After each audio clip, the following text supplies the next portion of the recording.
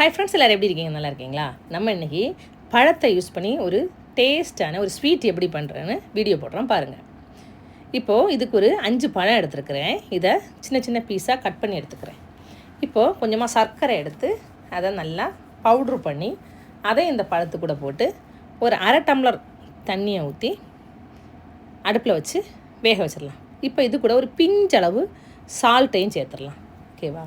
சேர்த்துட்டு ஒரு மூடியை போட்டு வேக வச்சுருவோம். இதை அடிக்கடி மூடியை திறந்து கொஞ்சமாக அப்படி கிண்டி விட்டுடலாம். இப்போ ஒரு 3 ஏலக்காய் எடுத்து அதை நல்லா பவுட்ரு பண்ணி அதையும் இது கூட போட்டு நல்லா கிளறி விட்டுடலாம். கொஞ்ச நேரம் விட்டிங்கன்னா அந்த பழம் அந்த சர்க்கரை எல்லாம் சேர்ந்து சூப்பராக குக்காக இருக்குங்க.